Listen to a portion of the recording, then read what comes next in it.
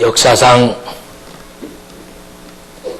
사람들 중에서 가장 능력 있게 살다 간 사람, 그렇게 하면 당연히 첫 번째 손가락에 꼽을 수 있는 예수님 이후의 인물은 바울 사도라고 말할 수 있을 것입니다.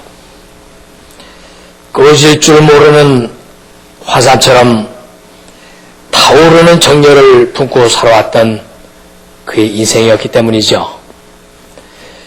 몸도 아주 나약했습니다. 그가 살아오는 환경도 아주 처절한 어려움의 연속이었던 그런 사람이었습니다. 그러나 삶의 능력을 상실하지 않은 채 위대하게 살아왔던 사람은 바로 바울 사도입니다. 예수님이 오신 이후에 예수님을 따르는 그 많은 사람들 중에서 예수님을 닮고자 애를 썼던 그 많은 사람들 중에서 가장 예수님을 많이 닮았던 위대한 인물, 그러면 바울일 것입니다. 지난 2000년간 교회 역사의 우뚝솟은 거대한 봉우리처럼 많은 사람들이 그를 우러러보고 바라다보면서 예수님의 모습을 그에게서 찾았던 인물, 멈출 수 없었던 상실됨이 없었던 힘과 그리고 능력 안에서 모든 것을 할 수 있었다라고 고백했던 바울. 그가 오늘 단편적으로 옥중에서 보여주고 있는 그의 고백을 통해서 몇 가지 간단하게 은혜를 같이 나누어 보려고 합니다. 바울 사도가 가지고 있었던 능력 중에 첫 번째로 꼽아라. 그런다면 본문의 10절에서 나와 있는 대로 그는 기쁨이 드러난 사람이었다. 그렇게 기록될 수 있습니다. 10절 한번 보실까요? 주 안에서 크게 기뻐함은 그랬습니다. 옥중에 있으면서 기뻐할 수 있었다. 감옥 생활을 하면서 크게 기뻐할 수 있었다. 그런 고백을 할 수 있었던 그 바울. 그를 가르쳐서 어떤 학자들은 이렇게 말합니다. 그것은 외부적인 조건에서의 승리가 아니라 자기 자신으로부터의 승리였다. 그렇게 표현을 하기도 합니다. 대부분의 사람들이 이 세상을 살면서 자기 자신으로부터의 승리를 못하는 것이 가장 큰 실패의 요인이 됩니다. 좀 더 구체적으로 말씀드리면 조건이 다 갖춰졌는데도 자기 마음속에서 감사할 줄 몰라서 불평하는 사람들, 또 다른 사람들보다 많이 기뻐할 수 있는 조건을 가지고 있으면서도 기쁨을 잃어버린 채 불만 속에 살아가고 있는 사람들, 다른 사람보다 큰 것을 가지고 있으면서도 가지지 못한 것처럼 살아가고 있는 사람들, 이런 사람들을 가르쳐서 자기 자신으로부터의 실패자다. 그렇게 표현을 하는 것이죠. 정신건강이라는 게 뭐냐? 그럴 때 가장 건전하고 훌륭한 생각을 지니고 있는 사람을 정신건강이 좋은 사람이다. 그렇게 표현을 하죠. 그런데 이 정신건강과 영적인 건강은 두 가지가 같은 손바닥과 손등과 같이 하나로 분류할 수 있습니다. 그래서 이 정신건강이나 영적인 그 모습이 고장났다는 것들이 어떻게 밖으로 표현이 되냐면, 고장나면 웬만한 조건 속에서도 그는 슬퍼하거나 지나치게 고통을 느끼거나 혹은 다른 사람을 아주 쉽게 미워하거나 쉽게 원망하는 이런 것들, 또 쉽게 다른 사람을 증오하는 이런 것들이 많이 생각 속에 자리 잡아서 그들을 바깥으로 많이 자주 나오는 사람들을 가르쳐서 정신건강에 문제가 좀 있다라고 진단을 하죠.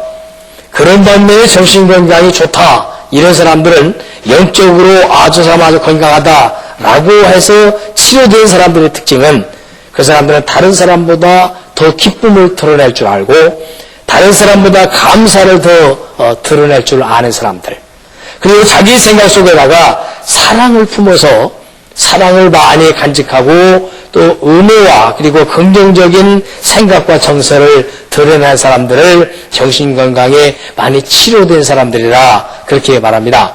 좀 더 다시 말하면 양지 쪽을 향하고 있는 생각들은 언제나 건강한 생각들이고, 반면에 음지 쪽을 향해서 이렇게 가고 있는 생각들은 모두 병든 의식으로 구분을 합니다. 그러니까 똑같은 조건 하에서도 어떤 사람은 감사하고 어떤 사람은 비평하고, 똑같은 사람을 쳐다보면서도 어떤 사람은 칭찬하고 어떤 사람은 비난을 하고, 이게 똑같은 상황과 한계를 보면서도 자기 자신에 의해서 판단의 기준과 잣대를 가지고 있기 때문에 사람마다 똑같을 수가 없다는 거예요. 다산 정약용 선생님을 여러분들은 잘 아십니다만, 그분은 19년 동안이나 유배 생활을 했죠. 그런데 19년이라는 세월을 보내면서 그에게는 부름의 조선왕조 최고의 그 신학자가 될 수 있는 그런 사람이었었죠. 그런데 그분은 그 19년이라는 기간 동안에 이 시간을 어떻게 보낼까? 이 19년이라는 세월을 어떻게 내가 살까? 그렇게 생각하다가 책을 읽기 시작을 했어요.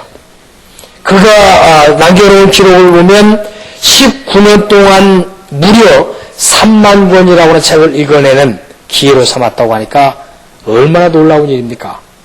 그러니까 조선왕조의 최고의 실학자라고 하는 말을 들을 만큼 20권이라는 세월을 절망하고 좌절하고 포기하고 아마 그 기간을 그렇게 지냈다면 그는 비참한 인생을 살다가 죽었을 것입니다. 정신건강이 좋은 사람일수록 그에게 주어져 있는 조건이 악할수록 그는 더 강인해지고요. 그에 다가오는 문제들이 더 심각할수록 그는 더 지혜로워지고, 그리고 자기에게 불리한 조건이 찾아온지라고 할지라도 그것을 잘 감내해낼 수 있는 사람들을 가르쳐서 정신건강이 좋다, 그렇게 말합니다. 그래서 바울 사도를 분석해 보면 다른 사람에 비해서 유별나게 아주 건강한 의식을 가지고 있는 사람, 생각이 너무너무 건전해서 남들 같으면 도저히 기뻐할 수 없는 상황에서 나는 기뻐하는데 그 기쁨도 크게 기뻐했다, 그렇게 설명하고 있거든요. 여러분이 잘 아시는 일본의 요리학가인 미우라 아야코, 삼포능자라고 부르기도 하죠. 이 미우라 아야코가 초등학교 선생으로 만족하면서 살고 있는 사람이었었어요. 그런데 그 사람이 어느 날 결핵에 감염이 돼가지고 척추에 문제가 생겨서 척추 카리오스로 침대에서 누워 꼼짝 못하는 그런 세월이 있었다고 합니다. 그러니까 침대에 가만히 누워서 척추 때문에 꼼짝 못하고 있는 기간 동안을 이 수많은 시간을 어떻게 보낼까 고민을 하고 괴로워하던 그가 손에 잡히는 대로 소설을 읽기 시작을 했죠. 계속 읽고 또 읽고 책을 읽어서 결국 그녀는 오늘의 영광스러운 최고의 여류 작가로 기록이 남는 그런 생애로 장식할 수가 있었습니다.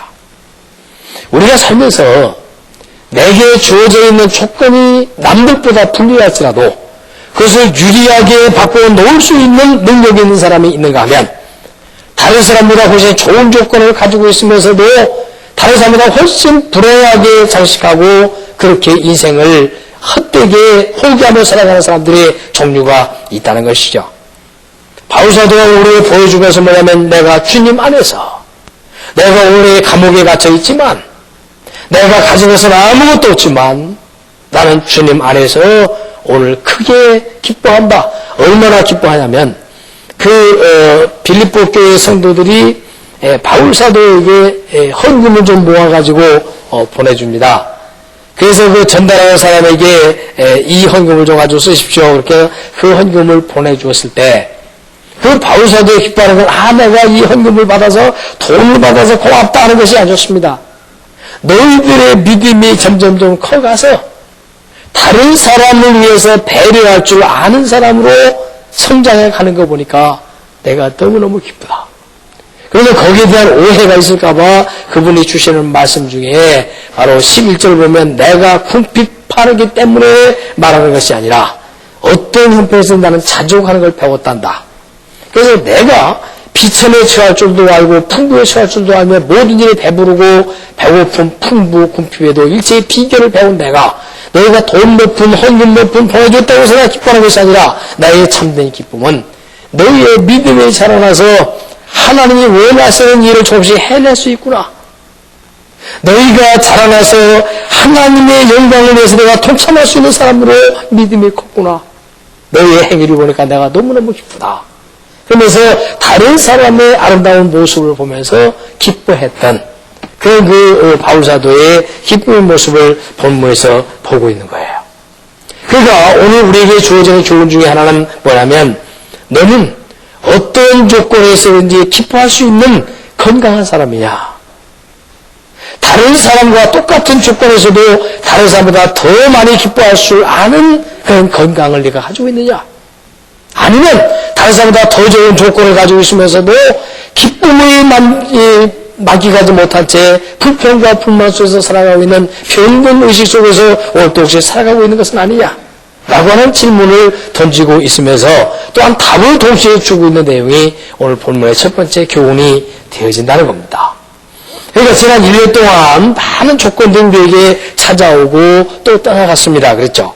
일감이 찾아왔다 떠나가고 사람이 찾아왔다 떠나가고 여러 가지 환경과 조건이 우리에게 찾아왔다 떠나고 수없이 많은 일들이 있었습니다.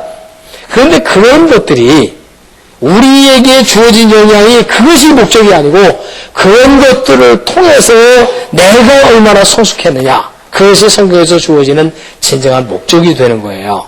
아 그래 내가 이런 일들에 대해서는 어떤 반응을 보였던가 나는 그런 일을 만났을 때 어떤 모습으로 그 일을 감당해 왔던가 나는 지난 1년 동안 내가 얼마나 성숙한 의식을 가지고 내 삶을 장식하며 살아왔던가 라고 하는 것을 돌아볼 수 있는 것이 오늘 마지막 주일에 주어져 있는 이 교훈이며 우리의 자신을 살펴볼 수 있는 기회라는 것이죠. 찰스 스퍼전 목사님이 그 세상을 떠나시면서 그분이 돌아가시기 전에 이렇게 고백을 했습니다. 하나님, 그토록 귀하신 생명을 82년 동안이나 내게 빌려주셔서 감사합니다. 이제 하나님께서 주셨던 이 생명을 하나님께 도로 반납하겠나이다 라고 하는 마지막 기도를 하고 그는 하나님의 부르심 받고 생애를 마쳤습니다. 그런데 그분이 언제나 설교서에서 강조하고 있는 것 중에 하나가 당신의 영혼이 하나님에게 초점이 맞춰 있다고 한다면 당신의 영혼은 반드시 건강해질 것이다. 당신의 영혼이 예수 그리스도와 함께 관련을 지어지고 살아간다고 한다면 당신의 생활은 정말로 복받는 생애가 될 것이다. 세상 것에 너무 초점 맞추지 말고 세상 것에 의해서 좌우되지 말고 예수 그분과 하나님에게만 맞춰 있다면 다른 것들은 당신에게 도구가 되어질지언정 그런 것들 때문에 슬퍼하거나 그런 것 때문에 노여워하거나 그런 것 때문에 무너지지 않게 될 것이다. 제일 중요한 것은 당신의 영혼이 이제 우리에서 하나님에게 정말로 초점이 맞춰 있는가? 당신의 인생의 보물과 같은 예수 그리스도에게 당신의 생애가 잡혀져 있는가? 그걸로 인해서 당신의 생애와 열매는 구분되어질 수 있을 것이라고 설명했던 일이 있습니다. 오늘 바울사도는 그 부분에서 그렇게 말합니다. 내가 주 안에서 크게 기뻐하는 것은 너희가 나를 생각하던 것이 이제 다시 싹이 나미니 너희가 또한 이를 위하여 생각은 하였으나 기회가 없었는데 그런 열매가 너희에게 나타난 거 보니까 너무너무 내가 기쁘다. 그렇게 기쁨을 표현하는 승리자였다는 것이죠. 두 번째로 주어지는 교훈은 바로 11절에서 주고 있는데 내가 자족하기를 배웠다 하는 이 자족, 곧 만족이라는 말이죠. 그런데 왜 만족이라는 말을 쓰지 않고 자족이라고 썼을까요?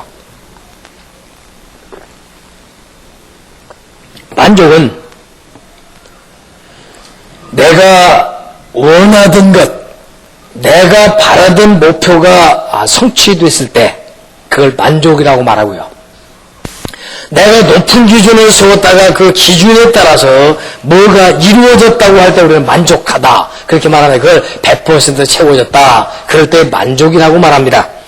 그런데 여기서 자족이란 말은 그 말과 다른 말인데 이 말은 내가 어떤 형편에서든지라고는 전제가 붙어 있으니까 내가 나에게 100%가 채워지지 않았을지라도 내게 50%만 채워졌을지라도 나는 감사할 수 있다.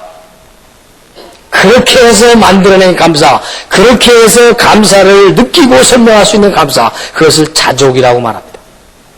외부적인 조건과 관계없이 나는 내 속에서 감사할 수 있다.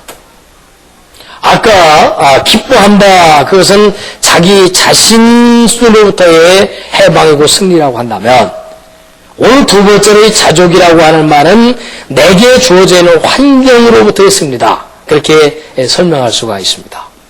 내게 있는 조건이 다른 사람이 볼 때는 도저히 저것까지 어떻게 살까라고 하는데 나는 그걸로 자족할 수 있다. 저 사람이 어떻게 저렇게 살아갈 수 있을까라고 하는 그 삶의 방식에 관해서도 나는 나 스스로를 자족할 수 있다. 난 저 사람처럼은 못 살아. 난 저 사람 같으면 난 죽었을 거야 라고 말하는데도 자족할 수 있는 사람은 다른 사람이 감당할 수 없는 이들을 감당할 수 있다는 것이죠. 그래서 우리 자족이라고 하는 것은 무엇을 의미하냐면 내게 주어져 있는 능력이 내게 주어져 있는 환경에 대한 반응이다. 그렇게 말합니다. 좀 더 다르게 설명드릴까요? 똑같은 환경이 찾아와도 내가 보낼 수 있는 반응은 나만이 가지고 있는 특별한 반응을 볼 수 있다는 것이죠. 어떤 사람은 울고불고 반응을 보일 수 있는가 하면 어떤 사람은 의연하게 반응을 보일 수도 있습니다. 어떤 사람은 인생을 포기하는 반응을 보이는 반면 어떤 사람은 새 인생을 출발하는 기회로 반응을 보일 수도 있다는 것이죠. 인간이란 무엇인가 라고 하는 책을 썼던 그 빅토르 프랭클 박사가 세계 2차 대전 당시에 나치들에 의해서 체포가 됐죠. 유대인들을 무차별로 잡아가 가두고 죽일 때 그는 아우슈비츠 수용소에 수감이 돼가지고 얼마나 인간 이하의 취급을 받았는지 모릅니다. 그래서 비밀경찰인 게슈타포, 이 비밀경찰이 이 빅토르 프랭클을 잡아다가 고문을 하는데 머리에서 발끝까지 아무것도 안 입히고 완전히 옷을 다 빼앗아 버리고 맨몸으로 그에게 비참함을 느끼게 했습니다. 가지고 있는 것은 아무것도 없고 그 부부지간에 나눠 가졌던 그 결혼바지 하나 끼고 있었는데 마지막 결혼바지까지 빼앗아 갔습니다. 그럴 때 그는 혼자 속으로 기도하면서 나중에 글에다가 쓴 내용인데 그는 이렇게 말했습니다. 당신네들은 내 재산을 빼앗아 갈 수 있다. 당신네들은 내 명예를 짓밟을 수 있다. 당신네들은 나의 가족을 빼앗아 갈 수 있고 내 옷 한 벌마저도 다 빼앗아 갈 수 있다. 당신들은 내 자유를 빼앗아서 나를 수용소에 꼼짝 못하게 놔둘 수 있다. 그러나 단 하나 당신네들이 빼앗아 갈 수 없는 가장 귀중한 것이 하나 있는데 그것은 내 속에 들어있는 나만이 가지고 있는 내게 주어져 있는 어떤 조건이 온다고 할지라도 그 일어난 사건에 대해서 내가 어떻게 반응할 것이냐라고 하는지 반응의 선택의 자유는 당신한테 결코 빼앗아갈 수 없다. 좀 차원 높은 얘기이긴 합니다만 나는 어떤 상황에서도 내가 어떤 반응을 보일 것인가는 내가 선택하겠다. 이 선택은 당신한테 강요할 수 없다는 것이죠. 나를 비참하게 만든다고 해서 나는 슬퍼하지 않을 것이다. 나를 처절하게 만든다고 해서 나는 거기서 좌절하고 무너지지 않을 것이다. 나는 당신들이 나를 비참하게 만들고 나로 하여금 이생을 삶아 없게 만든다고 해서 나마저도 나를 포기하지는 않겠다. 나는 반드시 더 나은 반응을 보일 것이고 자랑스러운 반응을 보일 것이고 당신들이 원치 아니하는 숭고한 반응을 보이면서 할 것이다. 이게 능력입니다. 얼마나 우리는 나약한 존재들인지 얼마나 많이 좌절하는지 모릅니다. 조그만 어려운 일이면 한숨부터 쉬어주고 조금만 손해보는 일이 있으면 금방 화를 내고 조금만 마음에 들지 않는 일이 있으면 금방 짜증을 내고 자기라고 하는 반응이 어떤 한계 속에서 빼가지고 즉각 거기에 반응하면서 그렇게 외소하게 살아가고 있는 우리의 모습을 우리 스스로가 진단해 볼 수 있는 것들이죠. 바울사도의 자족이라고 하는 이 능력은 외부적인 조건에 따라서 보이는 능력이 아니라 내 속에서 만들어내는 창조적인 능력을 말합니다. 다른 사람이 바라볼 수 없는 것을 바라볼 줄 알고 다른 사람이 느낄 수 없는 것을 내가 느낄 줄 알고 다른 사람이 보여줄 수 없는 게 내가 보여줄 수 있는 능력, 그것을 창의적 능력이고 창조적 반응이다. 그렇게 말하는 것이죠. 이게 바울사도의 위대한 묘사예요. 행복이라는 것이나 만족이라고 하는 것은 자기 스스로가 만든 기준을 가지고 있습니다. 난 요 정도는 돼야 내가 만족해. 요 정도는 돼야 나는 행복해라고 하는 자기 나름대로 누구든지 기준을 하나씩 가지고 있습니다. 그래서 그 기준이나 조건을 만들어 놓고 거기에 좀 미달하면 불행하다고 느끼고 거기에 좀 도달하면 행복하다고 느끼는 것들이 우리 인간들의 일반적인 모습이죠. 어떤 사람은 재물을 부여하고 행복할 수도 있습니다. 그러나 그런 사람은 재물이 없으면 그는 불행하다고 느낍니다. 어떤 사람은 명예를 부여하고 그 명예를 딛고 서서 기뻐하는 사람이 있습니다. 그런 사람은 명예를 잃으면 모든 것을 잃은 것인 양 좌절합니다. 어떤 사람은 권력을 거머쥐고 만족하는 사람이 있습니다. 그러나 그런 사람에게 권력에 떠나는 그날 그는 인생을 비참하게 포기하는 사람 많이 있습니다. 어떤 사람은 업적의 성취를 드러내고 자랑하면서 내가 이만큼 이루었어라고 하는 그 업적을 드러내고 자랑하는 사람, 그러나 그 성취했던 그 업적이 무너지는 날 그런 불행하는 사람들이 많이 있습니다. 우리 기준들입니다. 여러분들은 무엇을 가지고 하면 행복해? 무엇을 가지고 하면 만족해라고 생각하고 있습니까? 무엇이 우리를 행복하게 하고 만족해 하게 하는 자족의 조건들로 가지고 있습니까? 그러니까 여성들은 나이가 먹으면서 자꾸만 얼굴에 주름살이 들면 짜증나고 몸이 자꾸 살쪄서 비대해지면 짜증나고 불행하게 느끼는 이유들도 다 그 나름대로의 좀 덜 뚱뚱하고 덜 주름이 없는 그런 것들을 기준으로 삼고 있기 때문에 그 주름 하나에 의해서 기분 나빠하고 기분 좋아하기도 하는 그런 그 자기의 조건이 되는 것이죠. 그것뿐일까요? 통장에 돈 몇 푼이 기준되는 사람도 있습니다. 직장에서의 지위 하나가 그 사람의 행복과 불행을 가르는 기준이 될 수가 있습니다. 살고 있는 집의 평수에 따라서 행복과 불행의 기준이 되어지기도 하고 자기 자신의 성공이 얼마짜리 연봉을 받느냐에 따라서 그걸로 행복과 만족이나 성공과 실패의 기준을 잡는 나름대로의 기준의 조건을 인간 모두가 가지고 있다는 것이죠. 그런데 그것들을 그 외부적인 조건에 항상 쫓아다니다 보면 평생도록 자족하지 못하는 삶을 살다가 죽는 경우가 많이 있다는 거예요. 저도 참 나약하고 하찮은 존재라서 교회가 좀 이렇게 자꾸 부흥해 가고 성도가 늘어나고 성도들의 믿음이 좀 점점 자라나고 그래서 의젓한 모습을 보이고 막 그런 제 마음에 뿌듯하고 기쁘다가 어떤 막 성도들이 시험 들어서 흐느적거리고 병 들어서 삐그덕거리고 또 이게 하나님 앞에 의연한 모습을 보이는 것이나 병든 신앙으로 주저앉는 것을 보면 제가 한꺼번에 좌절해가지고 어떤 때는 밤새도록 마음의 고통을 당할 때가 많이 있어요. 이게 우리 인간들이에요. 그런 아픔이나 그런 연약함을 안 가지고 있는 사람이 누가 있겠어요? 조그마한 사업을 하는 사람들은 사업이 흐느적거리고 힘들면 좌절합니다. 자기의 육체가 건강하면 좋아하다가도 병이 들어서 흘렸거나 금방 좌절합니다. 다 인간들이 주어져 있는 약점들이고 공통점이죠. 그런데 오늘 바울 사도가 우리에게 제시하고 있는 가장 위대한 모습은 뭐냐면 그런 것들을 외부적 조건을 기준으로 삼지 말고 내 마음속에서 스스로 자족하고 만족해 할 수 있는 어떤 기준을 가지게 됨으로써 너는 만족할 수 있어야 된다.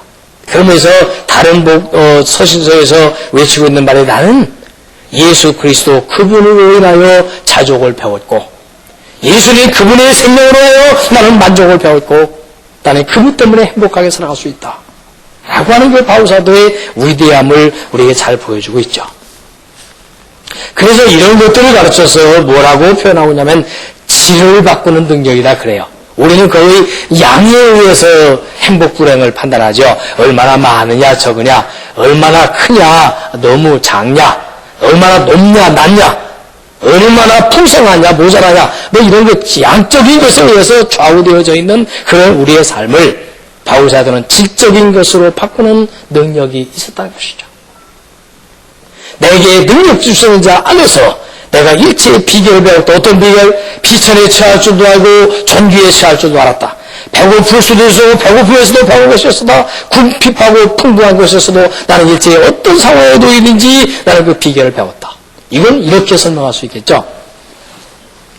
환경이 나를 바꾸는 것이 아니라 내가 환경을 바꾸어낼 수 있다는 것이죠.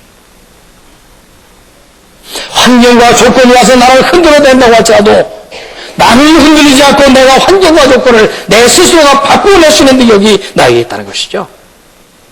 그걸 성숙이라고 말합니다. 2003년도 한 해를 보내면서 우리가 1월 첫째 주일날 송구 영신 예배를 드리면서 우리 3가지씩 목표를 삼은 것이 있습니다. 그 목표를 가지고 1년 동안 살아왔는데 그것을 통해 내가 얼마만큼 성숙했는가. 많은 일들을 겪고 많은 사람을 만나고 숱한 어려움과 즐거움을 겪으면서 나의 영적인 건강이 얼마나 회복되어 있고 삶의 질을 바꾸는 능력이 내 안에 얼마나 자라났는가 하는 것이 오늘 마지막 주일을 보내는 우리의 결산이 되어져야 합니다. 작년도 연말에 2003년도 한 해를 어떤 목표를 세워가지고 살아갈까 그렇게 기도를 하다가 목표를 정해졌던 게 바로 여기 복된 생애를 삽시다 라고 하는 그런 표를 만들었고, 그래서 이 복된 생애란 3가지다. 하나는 하나님을 만나는 복이고, 두 번째는 좋은 사람을 만나는 복이고, 세 번째는 좋은 일을 만나는 복이다. 지난 1년 동안 이제 내일 모레 31일 날 수요일 날 송구 영신 예배를 드리면서 우리 스스로 1년을 한번 결산해 보겠습니다만은, 나는 얼마나 하나님을 만나서 그분 때문에 먼저 결심했었던가, 나는 얼마나 좋은 사람을 만났고 다른 사람에게 좋은 사람이 되어주려고 애를 썼던가, 나는 얼마나 좋은 일을 만났고 좋은 일이 아닐지라도 좋은 일로 만들어내면서 나는 살아갈 수 있었던가 라고 하는 것을 점검하는 시간이 있을 거예요. 이것이 우리의 성숙이란 말이에요. 하나님을 만나는 게 중요하지만은 나는 좋은 사람으로서 하나님을 만났던가, 하나님은 나에게 좋은 하나님이 되기를 바라면서 나는 과연 그 하나님에게 좋은 자녀로서의 모습을 보여드렸던가, 다른 사람은 나에게 좋은 사람으로 와주기를 바라면서 나는 과연 다른 사람에게 좋은 사람으로 접근해 갔던가, 좋은 일이 찾아오기를 바라면서도 좋지 않은 일을 좋은 일로 바꿀 수 있을 만한 능력이 내게는 과연 있었던가. 그게 지난 1년 동안 점검해야 될 우리의 과제라고 생각합니다. 어떤 연극 배우가 연기를 참 잘하는 배우라서 그가 연극무대에 섰다 그러면 언제나 사람들의 관객이 많이 몰려드는 그런 그 연극 배우가 있었습니다. 그런데 그 연극 배우하고 친했던 목사님 한 분이 계셨는데 그 두 사이가 너무너무 졌어요. 어느 날 식사를 하면서 앉아서 이런 얘기를 했습니다. 그래, 자네는 어떻게 이렇게 연극을 잘해서 자네가 출연하는 그 작품마다 사람들이 이렇게 많이 관객들이 몰려드는가? 그러면서 나는 목사인데도 왜 신도들이 많이 몰려들지 않고 여기 인기가 없는지 모르겠어. 그러면서 어려움을 토하니까 그 연극 배우 친구가 아주 그의 인생을 뒤바꾸는 그런 말을 한마디 해줬습니다.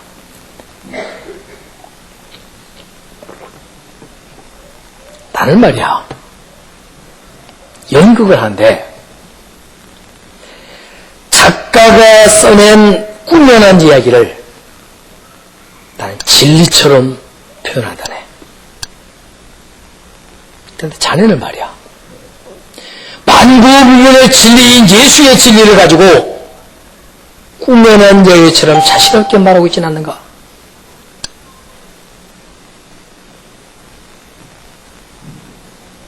한 사람의 작가가 시각 짧게 하찮게 엮어낸 시나리오를 가지고 나는 내 온몸을 던져서 신뢰를 주기 위해서 이것이 진짜 진리인 것처럼 나는 연기하며 던졌기 때문에 그 의미를 아는 사람들이 나를 이해해주고 있는 것이고, 자네는 수시간 동안 변함없었던 이 진리, 만고불변의 최고의 진리 가지고 설교하면서 이 진리를 꾸며낸 애처럼 자신없게 힘없게 능력 없게 그렇게 표현하는 것 아니냐고 말이야. 세상 많은 사람들은 돈을 갖고 행복해하고, 세상 많은 사람들은 물질을 가지고 만족해하고, 자기의 주어진 조건을 끌어안고 만족해하고 그렇게 몸부림치는데, 자네는 예수 그리스도를 안고 있으면서도 정말 그들만큼 만족해하고 있는가?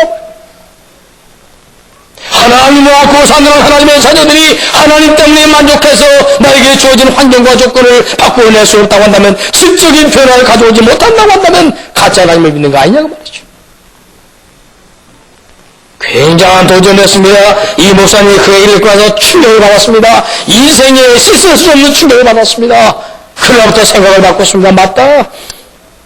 가짜를 가지고도 진짜처럼 하고 사는 사람이 얼마나 많은데 나는 최고의 보물인 예수를 갖고 있으면서 나는 얼마나 시답답게 살아왔던가.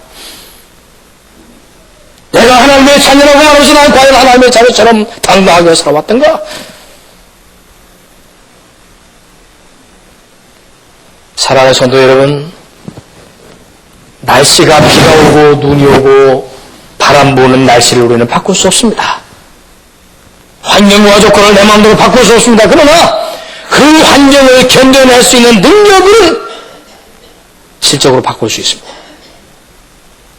비를 견딜 수 있는 능력, 눈을 견딜 수 있는 능력, 더위를 감당할 수 있는 능력, 추위를 이겨낼 수 있는 능력은 우리 스스로의 속에서 실적으로 바꾸어갈 수 있는 능력을 하나님이 위해 주셨단 말입니다. 그런데 사람들은 대부분 바보같이 환경을 바꾸려고만 애를 쓰고 양을 바꾸려고만 애를 쓰면서 질을 바꾸는 이 진정한 능력을 잃어버렸기 때문에 행복할 수 있는 요건을 불행하게 만들고 감사할 수 있는 요건을 불평하고만 살며 사람과 사이의 좋은 관계를 가질 수 있는 좋은 사람을 많이 잃어버리고 나쁜 관계를 가지고 등 돌리고 헤어지는 경우가 얼마나 많이 있는가 하는 겁니다. 그게 다 약한 실패자들의 모습입니다. 얘기 하나만 함으로써 결론을 내려고 합니다. 아주 서친한 친구 하나가 저 지방으로 목회하러 내려갔습니다. 나이가 50 후반이 되어서 이제 곤죽십을 바라보는 나이에 정말로 지방으로 내려갔어요. 그것도 섬으로 내려갔어요. 전화가 와가지고 해서 의논합니다. 지금 교회에 어려움이 있는데 내가 어떻게 처서해야 될지 몰라서 전화했느라고 상담을 3번을 했습니다. 그래서 내가 내일 새벽에 기도를 해보고 나서 나도 나름대로 하나님으로부터 받은 답을 함께 나눠보세요. 그리고 전화 끊고 새벽 기도를 하면서 곰곰이 그 교회와 그 친구를 해서 기도했습니다. 그리고 나서 그 다음에 전화 통화하면서 이런 얘기를 했습니다. 내가 지금까지 목회자 생활을 30년 넘게 했는데 이 교육자 생활하면서 가장 뼈저리게 느꼈던 약점이 하나 있다면 다른 것들을 수용하는 능력이 모자라서 가장 아파했다네. 조금만 내가 멋지게 수용했다면 멋질 수 있는 일들을, 내가 조금만 감쌀 수 있으면 좋았을 일을 감싸지 못했던 일들을,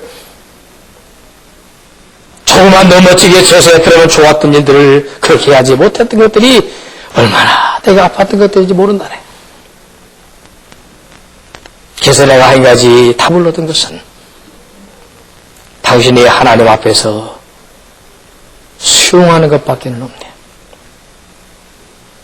그 후로 한 2주간의 시간이 흘렀습니다. 바로 지난 주간에 전화통화를 하면서 그런 얘기를 했습니다. 그가 전화 와가지고 고목사 고맙네. 내가 친구의 그 충고를 듣고 당신이 겪어왔던 그 많은 일 중에서 내가 간접 경험을 하면서 지금 일이 잘 풀려져 가고 있네. 정말 고맙네.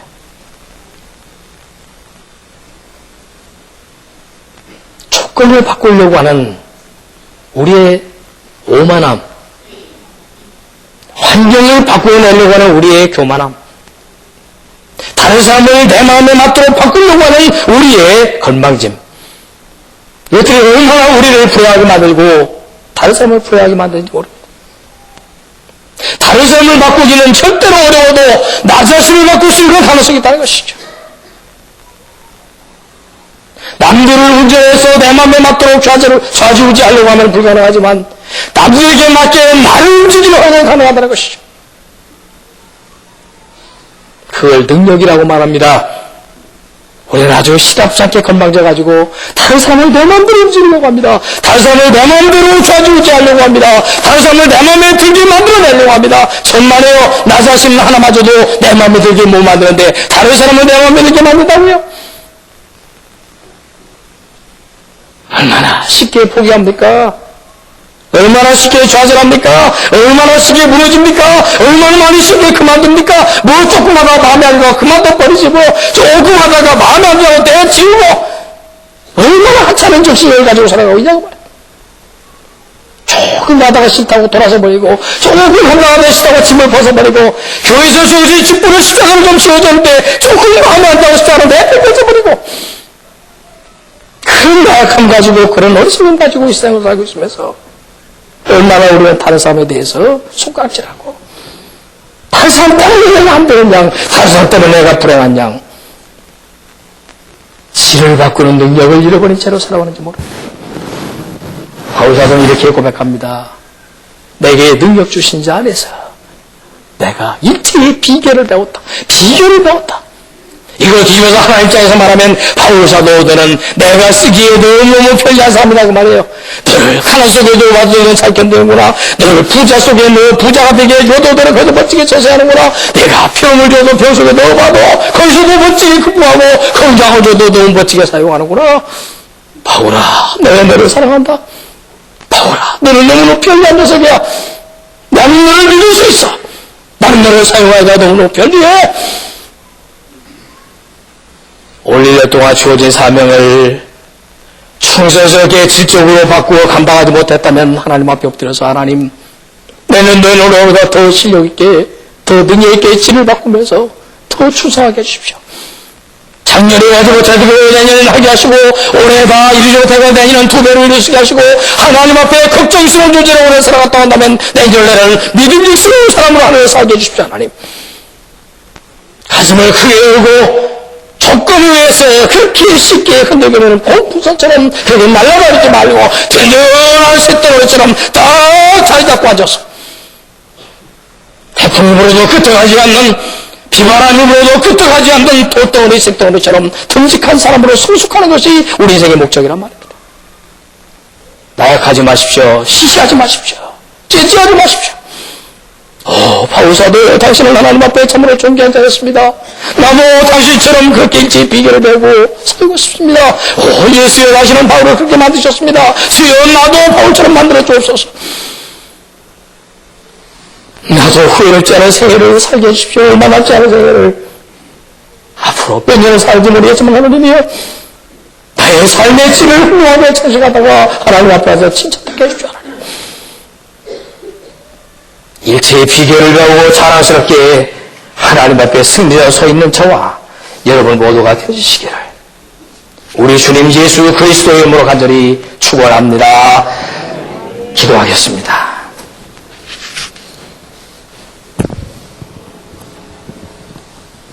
자비하신 아버지 하나님, 하나님의 작품인 바울사도를 바라다 볼 수 있도록 기회를 주셨사오니 감사합니다. 예수님이 그렇게도 기뻐하셨던 바울사도의 삶의 질을 보면서 우리 자신의 삶의 질을 포기하여 주시니 감사합니다. 위대하신 아버지 하나님, 바울을 그렇게 사용하시기를 편리하고 기뻐하셨던 것처럼 주여, 저희도 하나님 앞에 쓰시기에 편리한 사람들 되게 하여 주옵시고, 사탄이 쓰기에 가장 불편한 사람들이 되게 해주시기를 원합니다. 영원하신 아버지 하나님, 소원합니다. 2003년도 마지막 주일을 보내면서 참못했던 것들을 용서하여 주옵소서. 실패했던 것들을 불쌍하게 해주시옵소서. 무너졌던 우리를 아버지 하나님 긍휼하게 해주시옵소서. 자비하신 내 아버지 하나님, 신년도 새 주일을 맞이할 때는 좀 더 성숙한 실적인 모습으로, 좀 더 자랑스럽게 세워진 모습으로 사람 앞에 하나님 앞에 열매 맺는 존귀함으로 설 수 있게 하여 주시기를 원합니다.